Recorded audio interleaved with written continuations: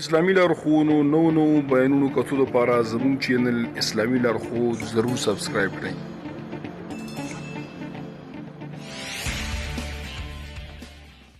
بسم الله الرحمن الرحیم. حامده و مصلیه.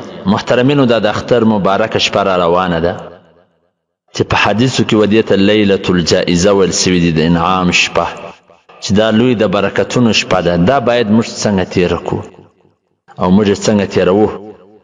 دا محترمینو در اخره په خپله هم واوري، د نورو مسلمانانو پر هم ورسوي چې د دغه شپې قدر زموږ سره پیدا سي.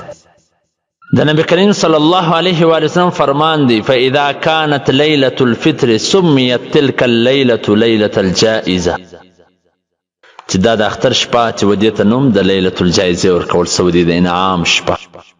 دا ټوله میاشته عبادتونه، تراویح، تلاوتونه، نفلونه، دغه قربانی او دا محنتونه وکړي، نو د اختر په شپه چې د اخر شپه وي، الله جل جلاله خپلو بندګانو ته انعام ورکوي.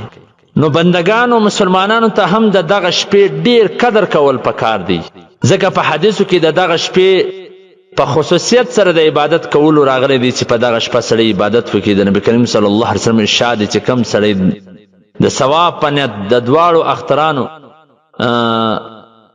ویش پاته سي او په دغه شپه د عبادت وکړي، نو د ده زړه به نه مړه کېږي په هغه ورځ چې زړونه مړه سي.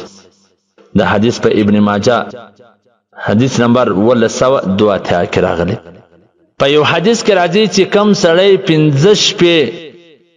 15 شپې ویش پاته سي عبادت وکړي، د هغه په واسطه جنت لیکل کېږي. په هغه کې 2 شپې د دغه د اخترانو شپې دي، د لوی اختر او د کوچني اختر. د الترغیب و ترهیب حدیث نمبر 302. فصل فی فضل لیلة العید. فقهای کرامو د اخترانو په شپه باندې ویش پاته کېدل د عبادت لپاره مستحب لیکلی دي.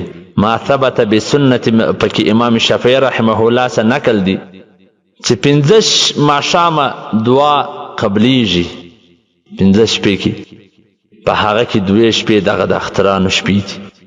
نو محترمینو، دغه شپه د عبادت شپه ده، د انعام شپه ده، خو افسوس موږ دغه شپه د یو میلې شپه ګرځولې ده چې څنګه د اختر ماښام سي، موټرانو کې سروزونه سټارټ سي، فلمونه سټارټ سي، ډولونه شروع سي، ټکان شروع سي، لکه د یو نوروز میله دي نعوذ بالله، یا د عیسایانو تهوار دی نعوذ بالله.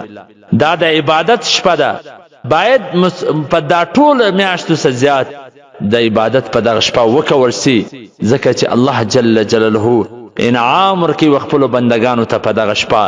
په دغه شپه باندې محترمینو بازارونو ته وتل نه دی پکار، بلکې د خپل اختر ضروریات د دغه شپې څخه د مخه پراکه، دغه شپه په خپل کور باندې په عبادت کې تیره که، یا کم څه کم عبادت نه څه کولی، په خرافاتو، په عیاشو، فحشي کې مه تیروئ.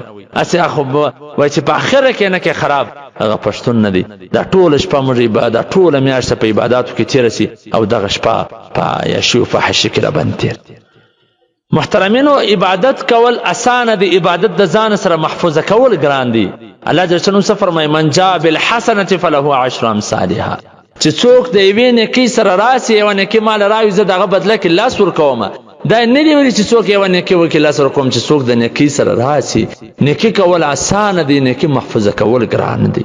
شیطان کوشش کوي چې ما څه څوک عبادت ونه کړي، دا خو په نورو رنګو د شانو کې لګوي، او چې کله څوک عبادت وکړي نو شیطان بیا دا کوشش دی چې دی رسوي نه سي، هغه د خرابېدو کوشش ورکوي.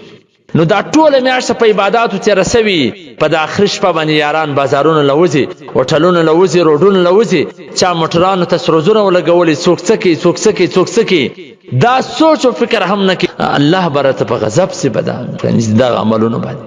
ډېر کسان داسې خو ما لیدلی دي چې دغه ټولې شپه په بازارونو کې تېره کړي، او سهار بیا بیده سي، عیدګاه هم ځینې تېره سي، چې هغه د انعام ورځ ده.